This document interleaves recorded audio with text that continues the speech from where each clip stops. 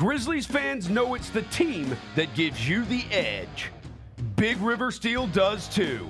And much like the Grizzlies have recruited legendary talent, we want you to be part of our team. Are you ready to be part of something legendary? Then visit www.bigriversteel.com. That's www.bigriversteel.com.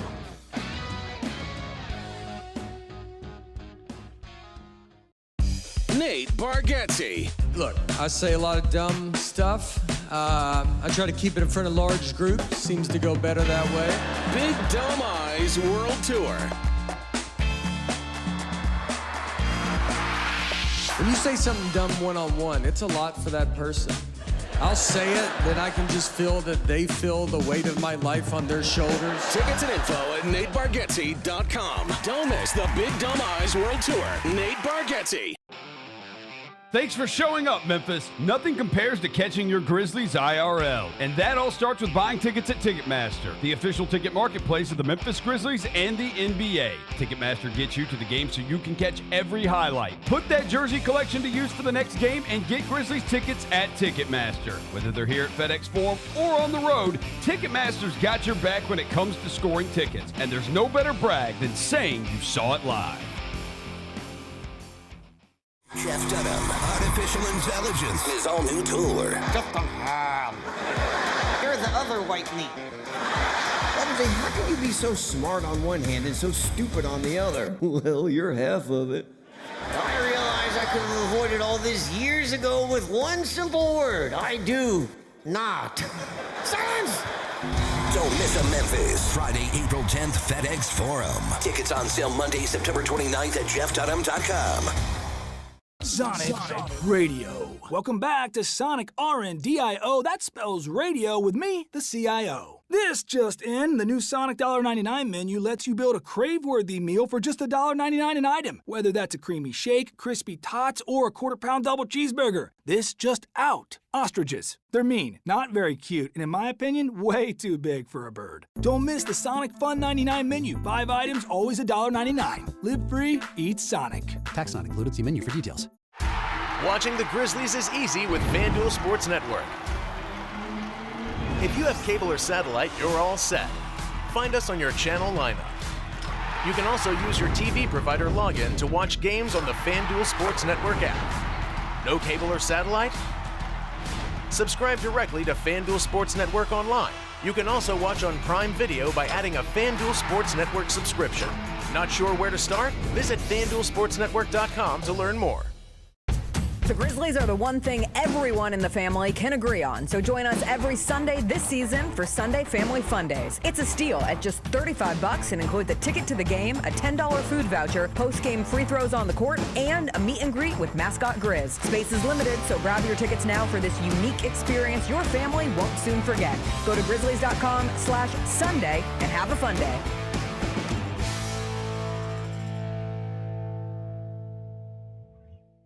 Calling all collectors! Topps NBA basketball trading cards are back. It's available in the Grizzlies Den by Fanatics and online at Topps.com. Rip into bold color parallels, electric inserts, relics, and autographed cards from today's biggest stars and the next-gen talent. Look out for rookie cards of Cooper Flagg and Dylan Harper, plus Grizzlies favorites John Morant, Jalen Wells, and so many more. You don't want to miss this drop. Grab your set before it's gone. Kroger shoppers and Grizz fans. One exclusive last-minute discounted ticket deals texted straight to you. Sign up with the new Kroger Buzzer Beater deal. Fans can sign up by texting Grizz to 636-479 or visit your local Kroger store in the Delta Division and scan the QR code. By signing up, you agree to receive recurring automated promotional and personalized marketing text messages from the Memphis Grizzlies. Consent is not a condition of any purchase. Message frequency varies. Message and data rates may apply. Thanks for showing up, Memphis. Nothing beats catching your Grizzlies IRL, and nobody knows that better than you. So next time you want to hit up a game, Ticketmaster's got your back with tickets to every upcoming matchup. Whether you're catching the Grizzlies at home or on the road, you'll find tickets at Ticketmaster, the official ticket marketplace of the Memphis Grizzlies and the NBA. Keep putting that jersey collection to use and get Grizzlies tickets today. There's no better brag than saying you saw it live. See you courtside again soon, Memphis. Live from downtown Memphis, this is the Chris Vernon Show on YouTube at Grind City Media and the official Grind City Media app. Now, here's your host, Chris Vernon.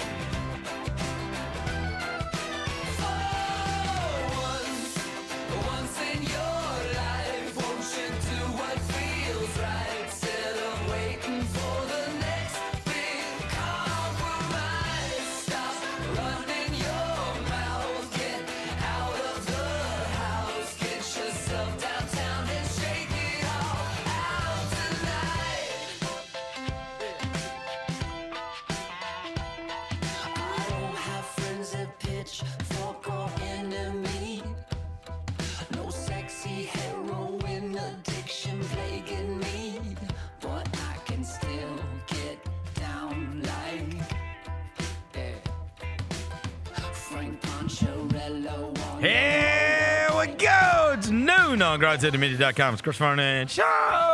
Welcome. It is the Tuesday, November 11th, 2025 edition of the show. Today on the show, Grizzlies are in New York to play at Madison Square Garden tonight against the New York Knicks. Our man CP the Fanchise from Knicks TV is going to join us. We'll get an update on what the opponent looks like tonight. Unbelievable night in the NBA. Crap night in the NFL. But Roser's got his NFL notes after another NFL week has concluded. It's a Tuesday. It's freezing out, but smile. Let's do it. Turn it up.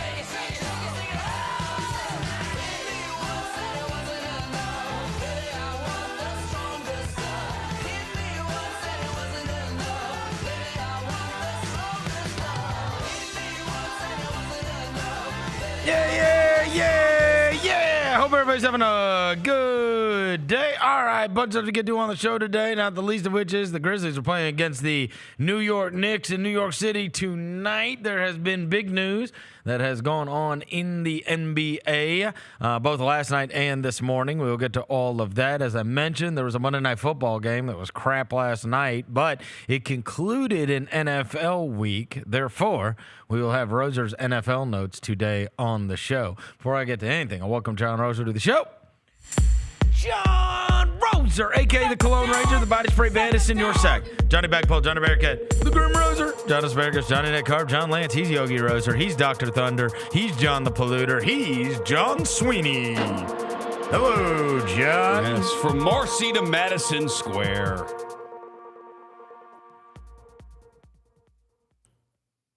What? Devin Walker's here. He's the microphone mangler, Senor Quasadilla, Mr. Math, Navajo Joe. He's the reporter. He's the photographer. He's Sir Hiss. He's Walker 93. In New York, concrete jungles where dreams are made of. There's something you can't do. Nothing you can't do. You can't do. You know what I meant. At least get the lyrics right. Oh, Yeah. nice. That sounded like a dying. Tomato. Can I get an encore? Do you want more? Brooklyn roll with. Well, there's Thank not you for Brooklyn. covering up his dying cat rendition of New York Any Jay-Z, by Alicia any Keys. Jay-Z lyric you want to use. More like Alicia off keys. That's good. New York City, please go easy on me I like tonight. that one. You liked it? I like that one. That was a good one. Thank you. Alicia off keys. Alicia off keys is pretty good. Yeah. That's some of your best work, actually. All right. Did you get that from Charlie Steiner on SportsCenter back in the day? You stole that? Was Francis Scott off keys. Yeah, when you talk about Carl Lewis's Carl national Lewis. anthem. Oh, Yeah. okay. Yes. It applies. Yeah. 20, 30-something years Yeah. later. Right here, buddy. Right here. All That's right. me. The Dallas Mavericks and owner Patrick Dumont fired their general manager, Nico Harrison, this morning. What about defense? What about the vision? What about the vision? What about the vision? Is the vision blurry now? We have. So I was watching last night Dallas Mavericks, Milwaukee Algonquin for the Goodland Bucks game, and Patrick Dumont was on the front row. Now, yesterday, Tim McMahon, who covers the Dallas Mavericks for ESPN, said it is not a matter of if, but when Nico Harrison is gone. So that made its rounds. Then by this morning, as I was recording the mismatch with Jacoby, Mark Stein reported that Nico Harrison might be gone very soon. And then, by the time I was done recording the mismatch, there's a report from Shams Charania and Tim McMahon that Nico Harrison is gone as general manager of the Dallas Mavericks. So a little backstory on this. After I saw him last night, Cooper Flagg had his best game of his young career, and they blew a 13-point lead. Giannis had 15 in the fourth quarter, and then Ryan Rollins hit a game winner, and then P.J. Washington got fouled on a three, went to the free throw line, makes the first free throw, misses the second free throw, and on the TV you can hear, "Fire Nico." Oh, yeah. The chants are going all night. Now, so they end up losing that game. And then this morning, I'm reading the story about the game, and Tim McMahon reports, this is my favorite stanza from I'm reading the game story, and it says, Dumont spent several minutes early in the second half engaging in a candid conversation with an 18-year-old fan who was wearing a gold Luka Lakers jersey. Courtside. And apologized for flipping off Dumont during the October 22nd home opener. So the kid's like, "Hey, man, the owner of the team, hey, sorry for flipping you off on opening night." Evidently, that's the second game he has been to. And so yesterday, right, this all like adds up. Yeah, right. Right, where Tim McMahon reports that. Now the owner shows up and he's on the front row. Then they blow this 13-point lead, and the whole arena is chanting "Fire Nico." And so there's a kid sitting courtside next to the owner with a Luka jersey. Yes, telling him like, "I'm sorry, like I want to be a Mavs fan again, and like just make this right." And he made it right this morning. Open letter to Mavericks fans. Dear Mavs family.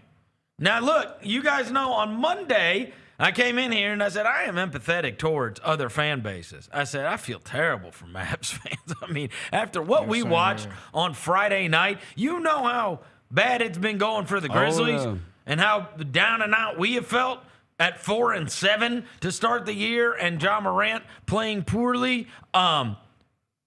Grizzlies were up by 30 on that team. Yeah. It's like, you think you got it bad until you see them, and you're like, well, at least we're not them. Hey, we're not in the abyss. No, we are. That's the abyss. That is the abyss. That's the abyss. We weren't in the NBA Finals. Yeah. That's the abyss. We didn't have one of the greatest players to ever touch a basketball court not even yet in his prime. That's the abyss. That is the abyss. And trading away for nothing. A player who's played, I think I saw a stat. It said Anthony Davis, since he's played with the Mavs, 14 of 44. 14 of 44 games he's been available for. Damn. And you traded a generational talent for that. Dear Mavs fans, on May 30th, 2024, the Mavericks won the Western Conference Championship. We came up short in the NBA Finals, but we agreed our future was bright. As fans of this franchise, you have every right to demand a commitment to success from us. No one associated with the Mavericks organization is happy from the start of what we all believed would be a promising season. You have high expectations for the Mavericks, and I share them with you. When the results don't meet the expectations, it's my responsibility to act. I've made the decision to part ways with General Manager Nico Harrison. Though the majority of the 25-26 season remains to be played, and I know our players are deeply committed to a winning culture, this decision was critical to moving our franchise forward in a positive direction. I understand the profound impact these difficult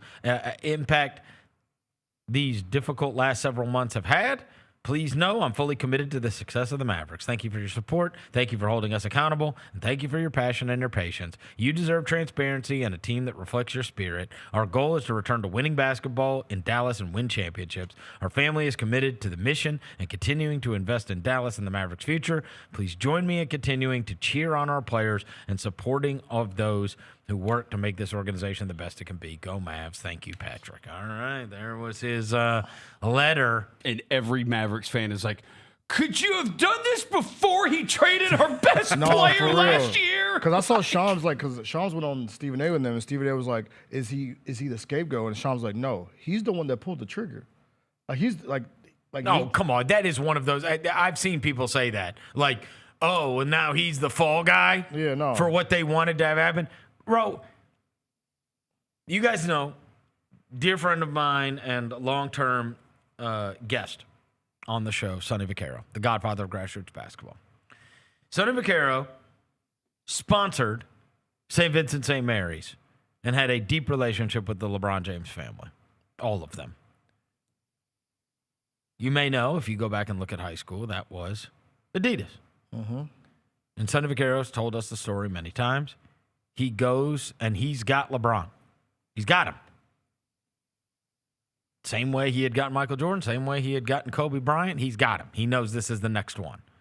And he goes to the meeting with LeBron James and his family. And he knows that Nike is ponied up, right?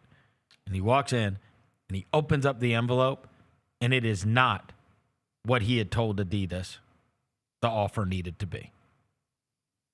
And he hands it to him and he goes, I understand. Basically, I understand. And as he tells us the story, he says, I got in my car, and he said to his wife, Pam, he said, Pam, you know what this means. She goes, I know. He called Adidas and he quit on the spot. Yeah. On the spot, right? He quit on the spot. I'm telling you, I don't care what you get paid. If they force you to trade Luka Doncic and that's not you, I'm out. I'm out. No, I'm out. I don't want blood on my hands. I don't want blood on my hands, bro. Because this is I'm the general manager, and this is going to be my life. For the rest of my life, I'm going to be the guy.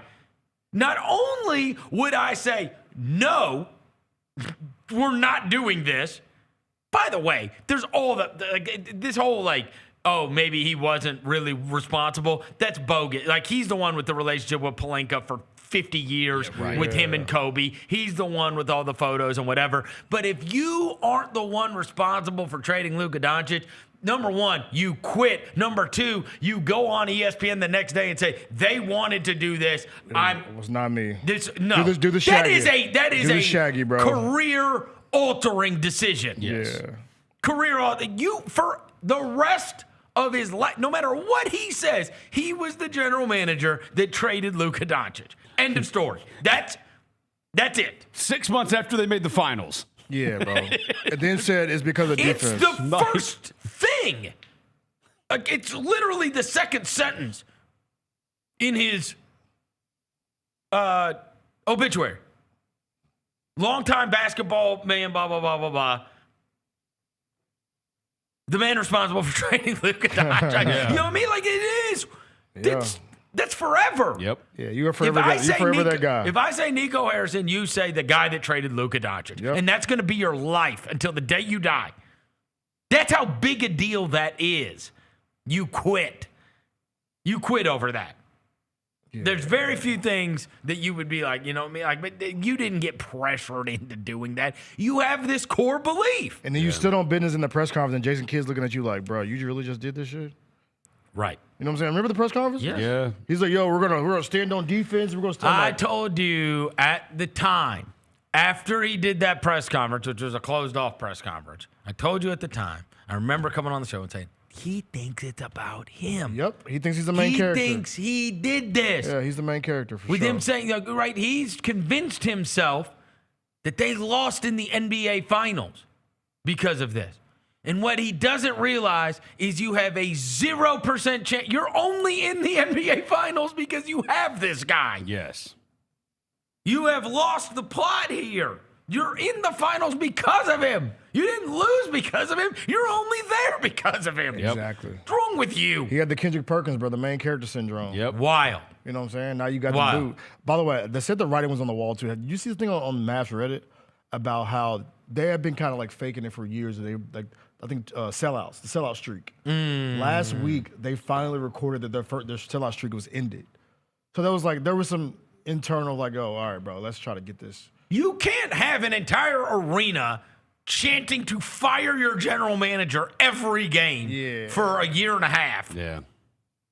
That's never ending. That's never ending. Yeah. People show up with Doncic 77 jerseys for the Laker jerseys like in protest. Yeah. I mean, there was a kid yesterday sitting courtside with the Right. Doncic 77 on. Right. And they weren't even playing the Lakers. I mean, so anyways, Yeah, they it's end over up for him, bro. Pack him up. They end up firing the guy last night or this morning after, there was tons of smoke, and so finally here is the fire.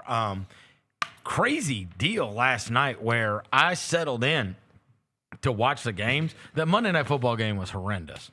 And the NBA slate, I was like, all right, I'm just going to pull up League Pass. And the one thing I do like about it, the way I've got it set up now, so I do my League Pass through Prime. And so it makes it super easy for me. boxes? Where, yeah, you clutch. and I can just go. I just go and I just press the back button, and now I've got all the boxes again. And I go down to the next one. Like it makes it changing the channel, finding the game or whatever I want to see very easy. So I've kind of got a scoreboard in my hand, right, on my phone, and then I could just go to whatever's close going down the stretch. Last night might have been the best NBA night I can remember, honestly. It was a like heater. every single game went down to the very end. The first one was the Bane game winner. Yep. And I was happy for Bane. And I don't know if you guys recognized this. I was trying to jar my memory, right? Because so many things just run together. But after that thing was over, they were like, that's Desmond Bane's first game winner, first career game. And I was like, yeah. Really? Yeah, first career joint. I was stunned by that, weren't you? Yeah, I mean, he probably had. He never hit a game winner here? Like, usually it was Ja taking the shot. Yeah. I guess. Yeah, it was either Ja taking the shot here, or either Ja took the shot, we didn't get a shot off. By the way, he needed that so badly. He was 0 for 5 going into that. Yeah, and he hits, of course, the hardest one he takes. Yeah. Or over an outstretched. I mean, this degree of difficulty on this shot is crazy. And he said the play was for Paulo, and he was just an outlet. Right. He caught that joint and just let it go. Yeah. What a game winner. Good for Des, man. Good for Des. I was shocked that he had never hit one here. Honestly. I mean, who else would shoot them us? Or Dyson Daniels just takes the ball from I'm just saying, Devin, you're like, no, but Ja was here. Like, Ja plays 50 games a year. That's true. But So I mean, there's a lot of other games, and there's a lot of other wins that have taken place over the course of the last 5 years. I mean, we were BTN people for a long time. I know. Yeah. And then the one time where he could have did it, Dyson Daniels. Yeah, Dyson Daniels to just took the ball from him and gave it to Karis LeVert. Yeah, that happened. Yeah. So I'll never forget that day we came here after that. You're like, bro, why are you dribbling against Dyson Daniels? That shit was ridiculous. I mean, there's sometimes things are like third grade level that I just can't fathom. Honestly. He's dribbling against Dyson Daniels. But I mean, like, you watch it happen, and it's like there's so many games like down the stretch last night where it's like basic things, and this is not just 10 games into the season, but obviously being so early in the season and especially playing with young players that can get exposed. But I mean, you think about, forget the Bane one. That was guarded perfectly, and like you just tip your cap. That's one of the jumps you do in the driveway. But the end of the Mavs game, Cooper Flagg totally lost Ryan Rollins. He goes to double, and then he runs to the opposite corner. I mean, it's just a total blown defensive assignment. You have the catastrophe at the end of the Heat and the Cavs game, which was the alley-oop to Andrew Wiggins. Here's what this one looked like. Now, Sam Merrill, what are you doing? I feel like I've seen that play a million times. Bro, every team runs this play, I feel like. Yeah. there's a lot going on there, though. Slow that down. There's a lot going on there with the fake screens. Where's Sam Merrill going? And it worked out perfectly. Slow it down, bro. All right, so. All right, slam. Okay. Whoa, that's a lot of screen. Okay, Sam Merrill. I'm telling you, there's a lot going on. Look at Sam Merrill. Yeah, Sam Merrill. Sam Merrill's in no man's land. What are you doing, Sam Merrill? What are you doing? He's in no man's land. You trying to somewhat double Davion Mitchell with .4 at the perimeter? Like, look. But that's a play I feel like every team has in their bag. Yeah. It's amazing. Some variation of that. Yeah. Because that shot before that, bro. Okay, so I've got a funny story about this. Last night, me and Jacoby are watching these games simultaneously and texting back and forth about them. Donovan Mitchell hits a crazy 3 from the corner to tie that game, which is a lost play. Here's the play where Donovan Mitchell, after the rebound, gets this. Shit. I mean, this is a crazy shot, falling out of bounds, right? That happens, I'm like, oh, damn, it's going to overtime. My wife calls me. She's in the kitchen. I'm in the bedroom. She's like, hey, can you come right for a second? I walk out there. I go talk to her. All of a sudden, my phone starts going off. It's Jacoby. He's like, oh, my God, whoa, whatever. I'm like, I just ran into the kitchen. What happened? I'm like, I got 7 minutes. I'm about to go back for overtime, right? He's like, oh, no, you didn't see it? And I was like, what? I ran back in the room and pressed rewind. I'm like, no way. I didn't even know. I swear I didn't even know there was .4 left. Yeah. I thought that was a buzzer beater. That was a buzzer. Yeah, they're going over. I thought the Mitchell shot from the corner was a buzzer beater. Mm-hmm. So I didn't even see the Wiggins play live. I had to go back and watch it. And I was like, what? How did they lose? Yeah. You know what I mean? Yeah. I thought I was getting ready to go back in there and watch overtime. Anyway, that game was unbelievable. And it just felt like every single game. You had Wemby crossing over Vucevic and hitting the top of the three key. The clear out. Come on. Even the Pistons. The Pistons Wizards. We talk about how goofy that game was. Cunningham. Cade did the Cade took 500 shots. But even Buddy in the corner to hit the 3 to tie it. Jenkins. Dennis Jenkins. Yeah. I ain't never heard of him in my life, bro, until last night. There was another one. He played against us in preseason. There was another one on the rebound. Well, had 24 last night. Where Javonte Green had a dunk. And they were like, Green. And I was like, who? He played here too last week. He's a rookie from St. John's. How are we supposed to know who Dennis Jenkins is? He was like Javonte Green, he played here last week. No, I know, but that's not what you're expecting with the game on the line. That's my point. And by the way, why is, you don't expect I'm watching the Pistons. I'm not expecting, they're like, Green with the dunk. And I'm like, huh? There's freaking 1 minute left. By the way, why is Cade? Why is it Javonte Green? He's in your closing lineup? That's fair. And why is Cade taking the ball out right there? Probably didn't get it back. Who knows? I don't know. It's a decoy. He'd taken enough shots. His arm was probably tired. Yeah, right. Bro, he took 41 shots in regulation. Bro, he looked around and said, there's Javonte Green, and there's Jenkins, and there's Bobo Malone. Guess it's going to be me. Yeah. That boy took him 45. He did it. Things, boy. He did it. 44 or 45? Yep. 46 or 45. That's a lot of shots, bro. But he's 14 of 45. He missed 31 shots. Yeah. Hey, next shot, bro. Short memory. Shout out Cade Cunningham, man. That's a lot of shots. That is a lot of shots. I would feel like I was ball hogging if I took that many shots. I mean, and here's the deal. One of the things that you draw from last night is you get to the first 10 or 11 games of the season, and maybe this will make you guys feel better, maybe it won't, right? But I went and took a snapshot of last year's standings, at this point. Yeah. And just to see. And sometimes it matters, and sometimes it doesn't, right? Guess who started off great last year? The Thunder started off great. The Cavs started out great, right?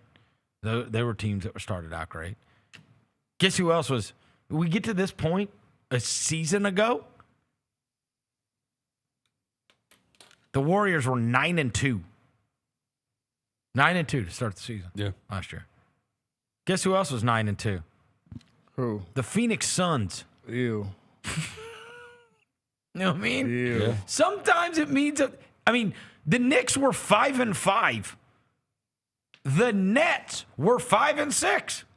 Yeah, and they end up winning 8 more games? Right. I mean, sometimes the first 10 games mean something and sometimes they don't, right? Mm-hmm. But in terms of teams that have started fast, right now, the Pistons are on fire. Yeah. So are the San Antonio Spurs. And who knows? Maybe that is a function of it's going to last. Like the Bulls were the hot team just a week ago. Now they've kind of fallen back more towards 500, right? They lost 3 in a row. Right. And so it's going to be interesting to see obviously we'll be chronicling it the next 10 games and the next 10 games and the next 10 games. But you've seen a lot of trial and error go on with these teams. One of the things that is always hard to project when you're talking about returning teams is the team that comes back. Like whatever your team accomplished last year, it's a different team now.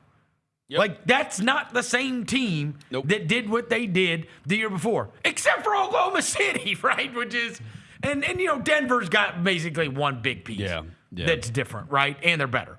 But even that's an interesting one.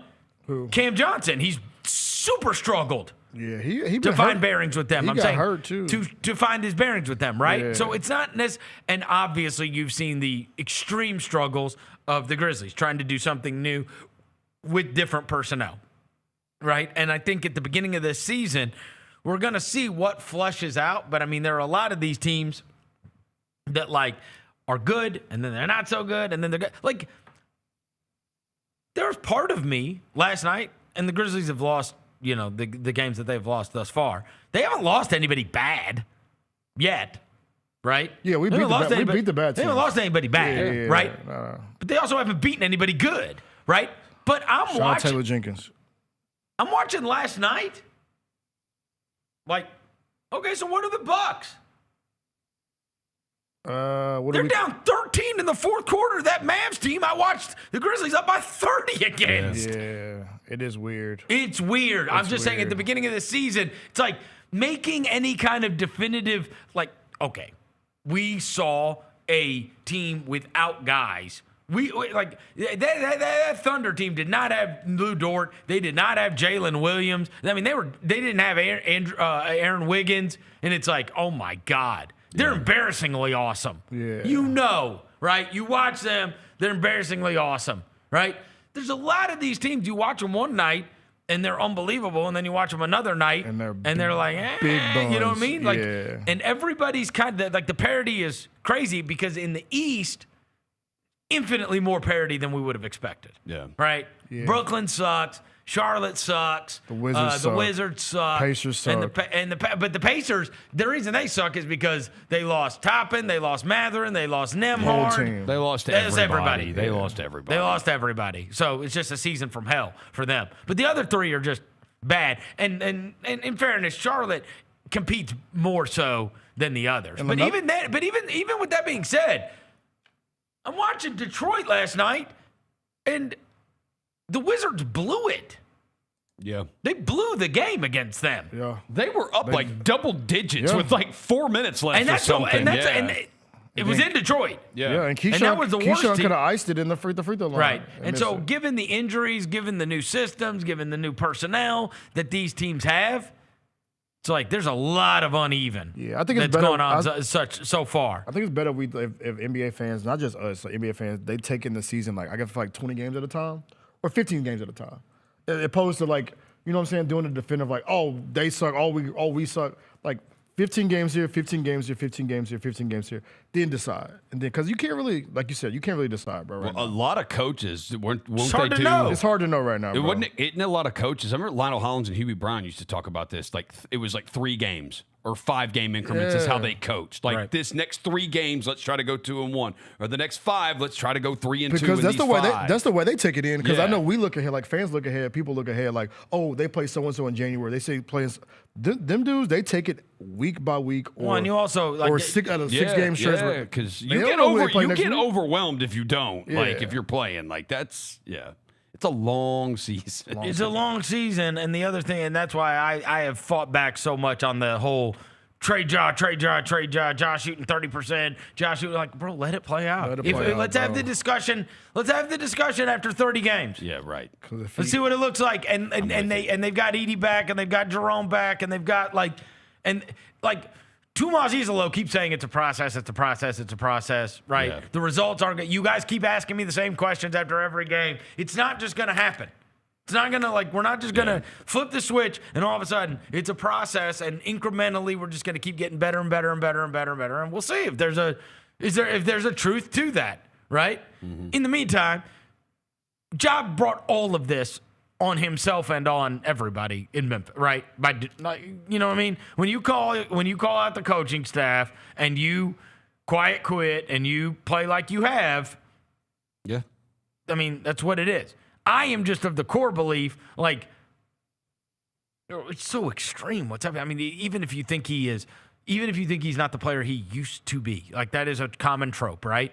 He was 47% from the field. Now he's 31. Yeah, right. I don't care what you think. There's going to be 31. Yeah, what the hell happened to he's at least going to get to 40%. 31. He's at least going to get there. Bro, he ain't Keontae George. 31. Yeah. I mean, I don't think people understand how extreme this is. It is. It's very extreme. 31% from the field and 15% from three. That is so extreme. It's not going to be that. Yeah. Even if you think, you're not the same player he was. Okay, fine. So he's going to be worse than his career averages, but he's not even close to those. No.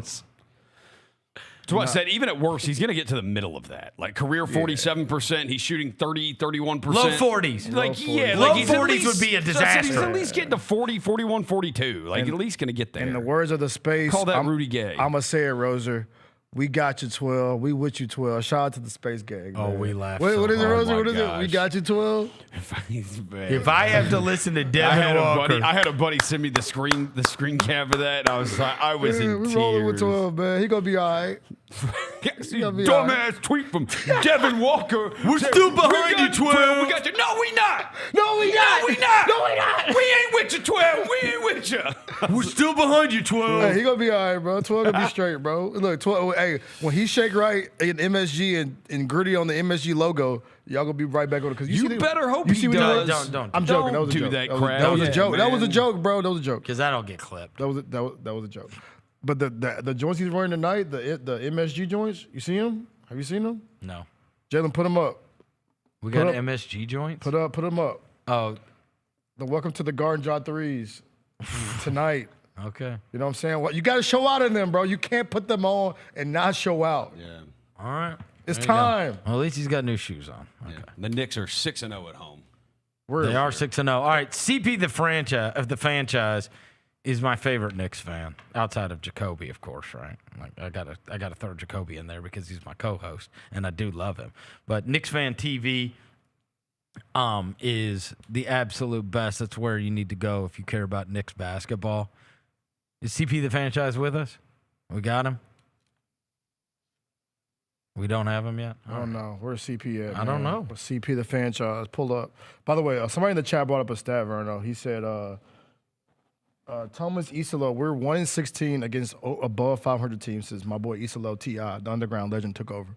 Who said this? It was the chat. The chat brought up a stat. We're 1-16 against above 500 teams since T.I. took over. Oh, is that good? Wait, what did you say that record numbers was? will say that is not good. 1-16? Yeah, versus above 500 basketball teams since T.I., the urban legend, took over. I mean, in fairness to him, 5 of those are the Thunder. 5, yeah. Consider one this year. So, I mean, what about the other 11? No, you're right. So you're saying there's not been proof of concept? I'm just you're saying Taylor Jenkins couldn't beat good teams last year, and two of us hadn't been able to beat. You're saying that there's not proof of concept. I'm just relaying a message to you. Well, the Knicks are over 500. Those aren't even messages. Those are just facts. Money bag, big facts. They are undefeated. The Knicks are over 500. And they're undefeated, and they're undefeated at home. They're undefeated at home. And they beat us by 50 last year at Madison Square Garden. And all you got was a Patrick Ewing plushie. That is kind of cool, And do you get some Dippin' Dots, too? You got Dippin' Dots and a Patrick Ewing plushie at the Garden last year. But you get some ice cream? No. Why don't we sell plushies? We should sell, Zebo plushies. You shut up. You know what we really should have back? Ice Cold Beer Man. Free Ice Cold Beer Man. I also got a Josh Hart jersey for William. That's cool. For real, does he wear it? I don't know. Is CP here, bro? Yeah, he's CP the franchise. Let's go, CP, man. Yes, sir. Guys, how we feeling, man? How we feeling? Not great. we're We're 1-16 against good teams. 1-16 versus competent, not blind basketball teams. Devin just told us that since our new coach took over, we're 1-16 versus 500 teams are over. So that's not. How is your new coach doing? Hey, listen, the honeymoon is going smooth. It's orange and blue skies over here. And after the 3-game losing streak, when all the Knicks fans thought hell was freezing over and it was doom and gloom, we're back on our championship path. 6-3 right now. 3 more left on the homestand. We got Ja Wick and the Grizzlies coming through. So we're in good hands. We're in good shape. All right, so you were not a anti-Tibbs guy. You were like one of the very few, right, where you like Tibbs. And so that was a big choice that they made in the offseason. Give me your impressions of Mike Brown since he has taken over with the Knicks. It was a major change. I would have been good with Tibbs coming back, but I understood why they made the change. When you invest as much as the Knicks have invested over this time in this team, the trades for OG, the trades for Mikal Bridges, the monster trade for Karl Anthony Towns, they're now on a championship path. And look, the coach is always going to be the first domino to fall. And they felt like over time, Tibbs, look, he ran his course. He built the foundation. He did what he was supposed to do. And now's the time to pass on the baton. With Mike Brown, early returns, we're seeing the vision for the offense, equal opportunity, versatility in the offense, quicker decision-making. So you're seeing guys step up. OG Anunoby having career highs across the board. Jalen Brunson is looking fantastic. Mikal Bridges, you're seeing positive signs from the bench. Their passing metrics are up, and their three-point metrics are up as well. So, look, like I call it, the honeymoon phase, it's still good to go, but our evaluation of Mike Brown is really not going to be determined until the playoffs and how we see how this team does and how they adjust. Who is playing now or who has been added now that you have quickly fallen in love with? Cardiac Clarkson, baby. We call him Cardiac Clarkson. Jordan Clarkson, last 4 games, 12 points off the bench, 40% from 3. And listen, the way that the Knicks got him, Jordan Clarkson was a guy when the fan base, every year the fan base at the deadline was like, CP, you want Jordan Clarkson? And I'd be like, nah, I'm not trading anybody for this guy. But the idea that they got him off of the scrap heap when Utah bought him out, it's a piece that they needed, given that they didn't have much wiggle room on their cap sheet. And so he's coming in low risk, high reward. He is a shot creator off of that bench, and he seems to be getting more and more comfortable in that offense. And most importantly, his defense is catching up to where his offense is right now. So Jordan Clarkson right now, he's looking pretty good off that Knicks bench. Is it weird watching bench players? Yes. I mean, play for more than 5 seconds. Have you found yourself going, put Brunson back in, put OG back in? Yeah, I mean, you look at the wins that these guys have, and some of these Knicks starters, it's no more than 30, 32 minutes on a given night. But that was part of the edict, that the Knicks management had here for Mike Brown. It's like, look, we're investing in this bench. We're getting a little bit better, but you got to play these guys because they want these guys fresh for when this really matters in April, May, and beyond. And look, I think if Tom Thibodeau had these bench pieces, had he had a Clarkson moving Hart to the bench and here and there Yabusele, I think Tom Thibodeau would have played those guys. But last year, I mean, you had Landry Shamet, you had a Campaign, you had Delon Wright, Precious Achiuwa, and half those guys aren't even here right now. So it kind of tells you what Tom Thibodeau was dealing with the bench. But for Mike Brown, these guys have been playing well and getting some good burn. One of my favorite things about Knicks fans is even when things are going well, you deal with all of the fan base all of the time. What are they bitching about? They're 6-3. Things are going great. You're a positive guy, but what are people bitching about? Oh, man. Well, look, when they lost those 3 games in a row, when they lost to Miami, I was in Miami for that game. Then they lost to Milwaukee. They lost to Chicago. It was Karl Anthony Towns. What is he doing? He's not coming through in the clutch. He's not gelling in the offense. And then it became, Mike Brown. No wonder he got fired from Sacramento. He's a no good coach. He's a players only guy. We need more of a disciplinarian. And then there was Josh Hart. Everybody thought Josh Hart was on his way to the washed up heap. And now Josh Hart is starting to pick things up off the bench. So, like I say, the takes with Knicks fans, it's cyclical. We're in the honeymoon phase. Once they hit a couple losses, it's fire everybody, trade everybody. And then by the time you get to playoffs, it's we're winning the championship. So I'm used to it by now. Do you feel like Brown's handled the media well? So far, so good, Chris. Number one, I like his transparency. I think he's very forthcoming in terms of what he's looking for from these guys and really explaining what they're doing out there. And I think maybe some of that is lessons learned from Sacramento, where he came under fire for throwing guys under the bus, the relationship with De'Aaron Fox, and having kind of a tumultuous relationship with the team through the media. It's hard to do that in New York. This is a pressure cooker situation. So I think Mike Brown, he's watching his words carefully, but so far, he's been pretty transparent with what's going on. You feel like the expectations are way higher now this year after getting to the playoffs, having the success in the playoffs and feeling like you're close, that now there's like a different mood in Madison Square Garden and surrounding the team?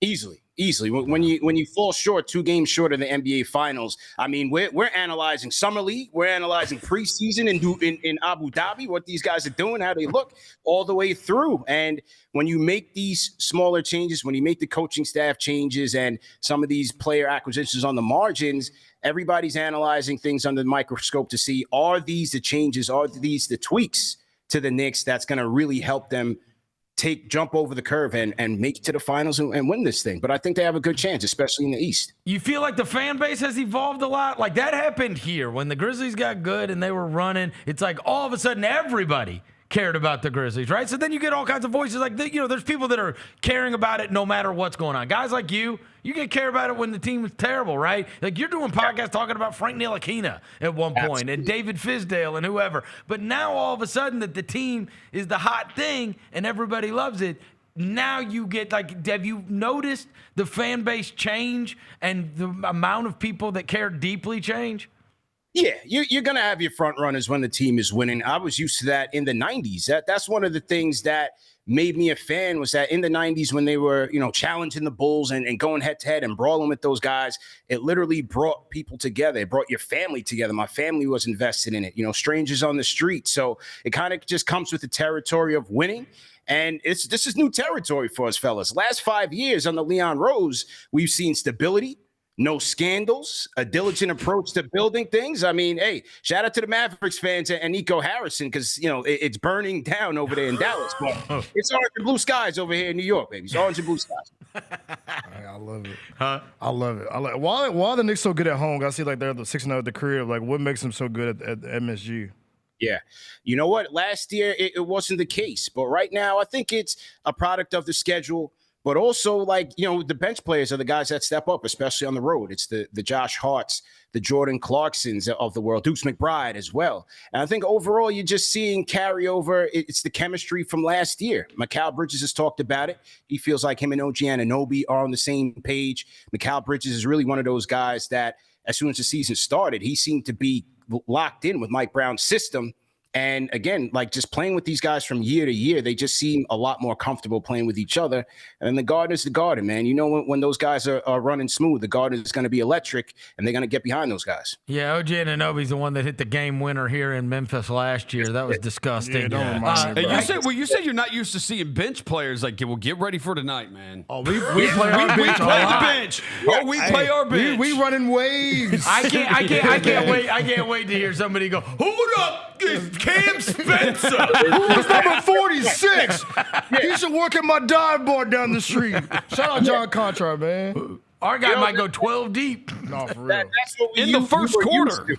Yeah, that's what we are used to in previous years, is somebody coming in and making a name for themselves on the Garden floor. Maybe it's a Cedric Howard. We'll see. But, in previous years, it was the Cole Anthonys, it was the Zeke Najis of the world. Like, these role players would just come in and have career nights at the Garden. But, give credit to the Knicks defense. Right now, they're 11th in the league. I think their defense is coming along. OG Anunoby is playing at an all-defensive pace. Mitchell Robinson is a monster. Mikal Bridges, Deuce McBride. Like, they have a lot of guys that, can turn you over. They're aggressive in the passing lanes. And, 11th ranked defense right now. To me, that's the most important metric to watch all season.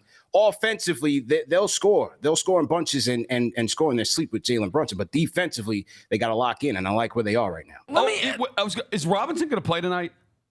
Because you guys have a back-to-back tomorrow, so that's why I didn't know. He's out tonight, but I would expect him to play against the Magic on the second night of a back-to-back. It's kind of how. Okay. Sounds like somebody's got the Jock Landale flu. Damn right. Yeah. He heard about P.J. Hall coming to the crib. He don't want none of that P.J. Hall smoke. But he don't want that Jock Landale smoke. Jock Landale, take him to the perimeter and hit that Yeah, man.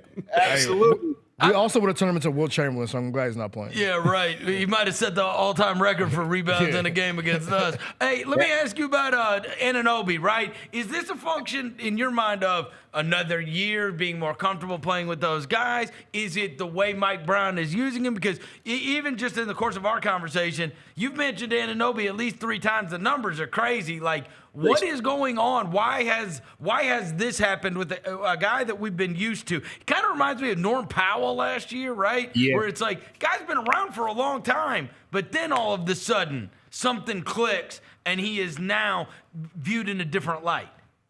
Yeah, well, their winning percentage when he got here and he played in these games has been off the chart. I mean, I think the first year they lost maybe 3 times when he got traded by the trade deadline in the regular season when he played. So he's been on a tear since he's gotten here. I also think it is a product of the system. Mike Brown stressing those corner threes. Knicks are leading the league in corner threes per game, and OG Anunoby, Mikal Bridges, they're getting it up at a high clip, and they're very efficient. Last 3 games he's shooting 57% from 3, but he's got that modern NBA shot diet where he's getting off those corner threes, but also playing off the gravity of Towns and Brunson. When they have that adequate spacing, he's being aggressive and diving to the hoop. And I think he's around 65% at the rim. So he's very efficient right now. And then defensively, he's getting them extra possessions. I think he's averaging 2 steals a game or something like that. He's been absolutely ferocious, man. He's playing a great game right now. When you guys are getting ready and you're previewing, I know there's got to be an unbelievable preview for the Grizzlies game that you guys do. I mean, I guess it's all Ja, right? Yeah, it's all Ja. And look, a little bit of Sid, maybe. Little coward. No, well, look, they seem to have OKC's number, or at least for half, so is that the team that's going to come in? Is that the team that's going to come into the Garden? We just need our games against the Thunder to end at halftime. We agree. We need 24 minutes, not 48. Yeah. That's it. And then, look, I'd like to see how both of these teams handle the non-Brunson minutes. The Knicks have been doing that well. I think Mike Brown has done a good job of staggering both Brunson and Towns, allowing them to be their best selves. And, with 2 guys who are your vulnerable spots in the defense, staggering those 2 guys is important. And I think so. It's credit. He got Hartenstein the bag. And I was with that acquisition when they first got him, and I hated when they lost him, but it was just a product of the CBA. But I had LKC in my sights. That free agency year, I put out on Twitter, I said, when OKC flamed out of the playoffs, I said, they need Hartenstein. And Knicks fans were at me like, bro, don't put anything out there. Don't put that out there. First day of free agency, Presti got on the jet and got him. Hey, let me ask you, is there any talk, with every team, one of the common things that happens with NBA franchises is everybody talks about what their team needs, right? Like, oh, all right, I've seen my team, and this is what they need. Are you fine with their roster? I feel like the Knicks fans are not sitting there going, we need to trade for this, we need this, this is our Achilles heel, whatever. Yeah. I feel like your roster is not something that people are looking at going, how can they adapt this, fix this, whatever. I think that'll be determined by the summer. Right now, it's quiet, and rightfully so. This team is clicking right now, and they have the talent. I think they have the talent to get to the finals. I don't see a team in the East that's really going to get in their way. The only thing that'll stop them is injuries. And look, that's not guaranteed for anybody. You just look around the league, and a lot of teams have been dealing with that. And even the Knicks starting the season off, they've been dealing with guys in and out of the lineup. But I think we'll ultimately know where this team is by the end of the playoffs and see, hey, are they going to jump in the Giannis fray, the Giannis noise? I'm not so sure. But right now, I think they have what it takes to get to the finals. Can they beat an OKC in 7 games or Denver? Time will tell. But at least for the East, they have it. How close was Jackson Dart or Cam Scatterbo to becoming the guy that would get the table first at the restaurant? Man. It was Scatterbo. My man, Ben Scatterbo. Yeah, folks love Scatterbo, man. Bam Scottaboo was on his way, man. My Giants have fallen off completely. This is going to be another year of a waste of a year because Dart is out there balling. He's doing his part, but they literally have nobody else. Losing Neighbors, losing Scottaboo was a huge miss, a huge missed opportunity. After that, they really don't have that much talent on the offensive side, and Dable got his walking papers. So we'll see if Kafka's Were you glad? Was that celebration when Brian Daboll got fired? Yeah, you know what it is, Chris? I tell guys all the time, at this point of the Giants season, I'm in the acceptance phase where I'm watching every game where it's like, all right. Respectfully. This team is going nowhere fast. I just want to see Dart do his thing, grow with the team, and lose it out so we can get some talent in the draft. Dable wasn't the guy for this team, but they got to get some talent in there. But you're in on Dart. You're in. You feel like y'all have a big three though. You got Dart, Scottaboo, and Neighbors. That's a big three to go through with. I'm with Dart right now. I think so far he's got the moxie to play in New York. He can handle it. He's got to be careful on the QB runs because they're going after him. But I think with him, Scottaboo, and Neighbors, they got a bright future ahead of them. They just got to see those guys on the field healthy, man. You knew it was over for Daboll on Sunday when they had the 4th and goal from the 1 and he kicked the field goal to go up 10 rather than trying to go up 2 touchdowns. And then the Bears came back in like 4 minutes and won the game. And it's like, man, like pack him up, put him in a pack. Yeah. The Denver game, the Bears game, I mean, those were kind of like the nails in the coffin. I'd like to see Shane Bowen go with him because I don't know where this guy came from or what his claim to fame was when they got him. But losing Wink Martindale, I thought was a big loss for that defense. Shane Bowen, to me, is just not the guy. You know, like I said, like Spagnuolo came in there with a resume. You know, Perry Fuel came in there with a resume. They won chips with those guys. Wink Martindale had a resume. Shane Bowen with the Titans, what was the big deal with this guy?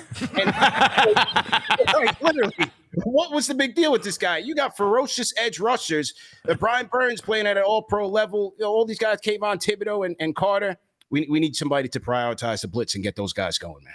All right. Well, we had to bring up the Giants because we know you're not nervous about. Yeah, tonight you ain't sweating about tonight. You're not. I feel like you're not nervous about the Grizzlies coming to town. Hey, look, don't worry. When Ja put on them the New York Leakers tonight, it's up. Oh yeah, we bouncing back tonight. He's man. got the New York Leakers on tonight. The Ja 3. The Ja 3. You gonna be wearing your Ja 3s for the game? Or not? Hey, you know what? I like him. You know, my son, he's into all of that, man. So he likes the Jaws. He likes the Ant-Mans. He loves the Knicks, but he tells you about every individual player that's out there balling out in the league. And Ja Morant's one of his guys. So he likes those out there. Is Brunson his guy? Yeah. On the Knicks, Brunson is his guy, man. Brunson. Shout out to Brunson. Hey, before you leave, I was gonna ask you, bro. What's your beer routine, bro? Because I'm like, it ain't no Jaylen Brown situation going on over there. Cause it's like a real Rick Ross, James Harden, bro. Like, what's the beer routine? Right here, you see where the Silver Fox is going on here? That's years of being a New York sports fan and stressing out over boneheaded losses. I mean, just embarrassing. The Yankees, the Giants, the Knicks. That's just years of the thrill of victory and the agony of defeat, man. So, knock on wood, I'm over 40, man. You know, I got my hair's still good to go. I don't think I've ever seen you without a hat on. Yeah. So, yeah, man, I'm good to go, man. I just knock on wood. But one day I'll call Clyde and get, some of that just for men. He wants to know what the routine is. The beer, because my how do you get it right? You know what? I think during the pandemic, man, when I stopped going to the barber, you didn't know what to do, who's, sanitary, whatever the case. And I had to wolf out, man. That's what we call it, man. We call it wolf out. I respect it. You got to wolf out. So I just went with that. You got to have a good barber for sure. Make sure you're not getting zeked. Memphis, y'all got to have good barbers out there. It's Memphis. We got great barbers out here. Great barbers. So you got to have your barber. Never cheat on your barber. And make sure you tip your barber. You got to take care of him. I'm with it. There you go. That's the routine. Shout out CP, man. All right, CP, the franchise. Don't take it too hard on us, right? Like, let's have a good, nice competitive basketball. Talk us up. Talk us up to Knicks fans. Talk us up. They don't need to trade Ja. They don't need straight He's job. a good guy. He's a good guy, man. Keep him around. Yo, man, I love this show. Appreciate you guys for having me on, and I'm looking forward to the next one, man. Vernon, My appreciate man. it. Thanks, CP. All right, Yeah, brother. man. CP the Fanchise from Knicks Fan TV, one of my absolute favorites. He's the best, man. He's the CP, best. man. The best. Maybe That Knicks team is loaded, Hey. and Anunoby is out of his mind right now. What did he say? 56% from three. Yeah. That's crazy. Recently, and it's all corners. I think the most New York he was, and that was him talking about the guy they got from the Titans. He goes, "Oh, who's this guy? Where did this guy come what's from? the big deal with What's him? the big deal with this guy? Where did he come from?" What's the big deal with him? Hey, he did say something that I hope that maybe we can, we love data, right? Maybe we can data collect from this. He was like, Mike Brown's learning how to stagger Brunson and Cat to maximize them to get the best out of them. Maybe we can data collect and we can do the same. Oh, it's We possible. learn how to stagger our. How about Mitchell Robinson pulling the Yeah, chicken he don't down? wanna do He the don't jock want that laying jock down. laying You don't want- down. no, you don't want that You smoke. don't want that jock laying down. You're not trying to close out from 35 feet away. He's trying to You got to run all the way out to the three-point line. He's trying to close What out. is this bogus stuff? Shooting that from Yucatan. We don't want that smoke, look, man. You think about their perimeter defense. Which matchup do you like better? The Bridges-Wells matchup or the Caldwell-Pope-Anunoby matchup? I think they're going to put one of them on Ja Morant. Yeah. By the way, both Bridges. guys that we've tried to trade for and offered like 10 first-round picks to get OG Anunoby or Mikal Bridges. They're going to put one of them on Ja Morant. Hopefully, we don't have a recreation of your favorite quote of Ja playing handsies with. Oh no, Thumb Wars. Thumb Wars with Mikal Bridges in the corner. We don't have a Yes. recreation of that. Last Hopefully- year I was there. Yeah, we don't. And that's when I went to the soft serve line.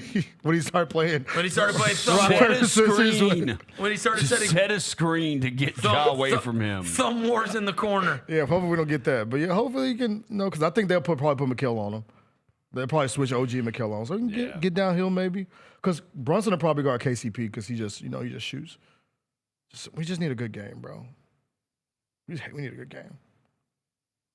I need a good game. I need one, bro. We're still behind you, 12. Yeah, bro. We're still behind you, bro. We Not got just you, 12, bro. Not just 12, We bro. got you, 12. Dude, Not just please 12, tell bro. me Just- that you're going to tweet that tonight. Oh, if we win, don't worry. No, even if we lose, Nah, I'm not I doing need it. We're it. still I behind ain't you, trying- 12. I'm trying to be Still trolled got you, on it, 12. We still got you 12. Still got you, 12. What? 73 games left, 12. We got you, bro. Hey, We still here, man. and then do 12 and 8, and then the hands, lock-in emoji. the hands class. Yeah. 12 plus 8. Hands class. Yeah, man. We locked in, bro. We can't turn our backs now, man, on our guys right now, bro. I was glad Zach Edey was on the plane. Yeah. I wish he was on the report. I as, do like, too. Questionable. We did get good Brandon. I mean, not Did good. not get good Brandon Okay, Clarke. it's not good news, but it's like, got 2 months. I mean, we got Just out for 3 months. bro, we get a timeline, bro. A timeline. We get a. So they said we would know something in 6 weeks. 6 weeks was Friday, and we didn't get it till Tuesday. And it says 6 to 9 weeks. They said they were going to inject him and put him down like an old dog. And Devin's like, well, we got good news. At least we know. At least we know. At least we know. Not the question mark. Now we know he's going to be out for 6 to 8. Was it 6 to 9 weeks? We've decided, Yeah, 6 to 9 weeks. decided to euthanize Brandon Clarke. Well, at least we have clarity. Sometimes clarity better than nothing, bro. Clarity's better than being in the damn dark. Oh, I my promise you God. that. But look, yeah, 6 to 9 weeks is a long ass time, huh? I guess this is the same. Forever. Because From now. I just realized I ordered a Travis Scott hoodie. That mud says it's gonna be here 10 to 12 weeks. So what gets her first? My Travis Scott hoodie or Brandon Clarke playing basketball? Well, better is who plays basketball first? Brandon Clarke or Scottie Pippen Jr.? Scottie Pippen Jr. Man. Scottie Pippen Jr. So Pippen's supposed to be out, what, like 4 months? Yeah, All-Star break is his timeline. Because I was thinking Scotty would. I kind of thought I wouldn't be surprised if Scotty didn't play this year. Because if you do the timeline on what they did for Clarke, it was like late December. Yeah. Nah. No, really. That's it it, is. yeah. That's late December. It's right now, November 11th. What is 9 weeks from today? I just told you late He December. just said it. Late Is that December. really? No, I mean, it said 6 to 9. 9 It's weeks. mid-January. from I'm today. banking it's more like 9 weeks than 6 weeks. January 13th, So- 2026 is 9 weeks from today. Yeah.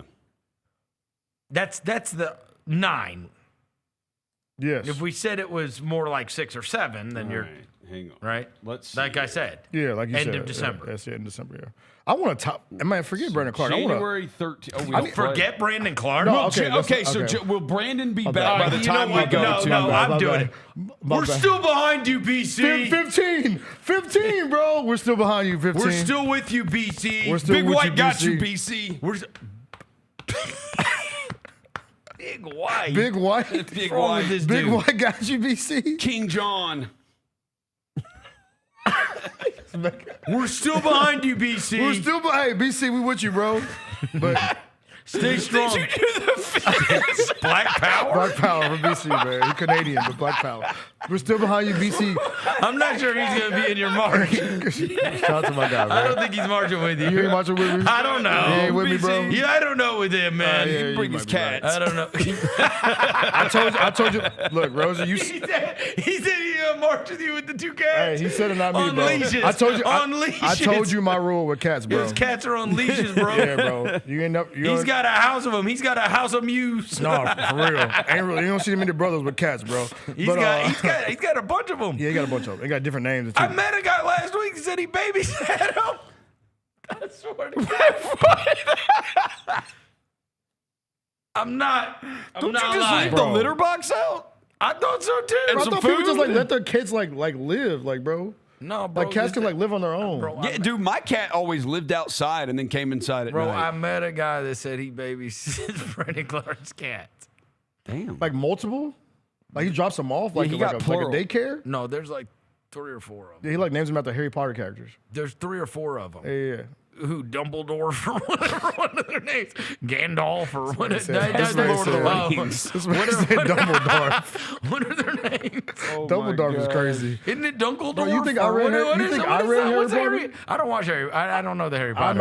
I'm not into that stuff, so I can't tell you. I went to Universal Studios, the Harry Potter world, and there's all these nerds waving a wand at things. You were like, oh my gosh. I'm like, oh my God, I need a wand. Get some strippers in here.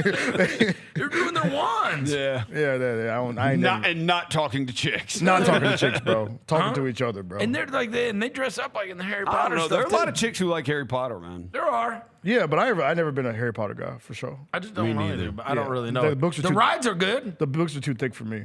Yeah. Too many pages. Yeah, I never read that. Yeah, movie. J.K. Rowling, I was not rolling. Yeah, I might watch the movie, but they're long too. Yeah, I ain't got time for all that. Yeah. By the None way, of us have the attention span for Harry I'll be Potter. like, bro, hey, let's go get to the good part. Yeah. Is there a condensed version?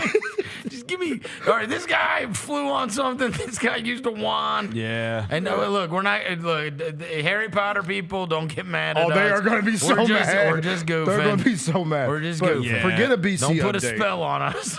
Hey, Steven know about that? Of course he But does. forget about the BC update, comma. We still ride with you, BC. Somebody said, I have a dream that Brandon Clarke's going to play a basketball game one day. That's funny as hell. Can we get an AI video? A Martin Luther King AI video? Roser, no. Stop. That Brandon Clarke will one day play basketball again. And then and then a cat pops up on the screen and says,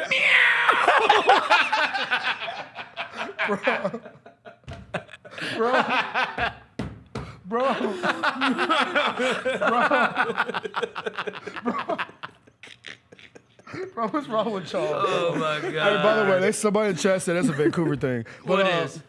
Having all them damn cats. Oh. But BC update, comma. I want a Todd Jerome update. I feel like we due for one, right? I think so too. Cavs are a bitch.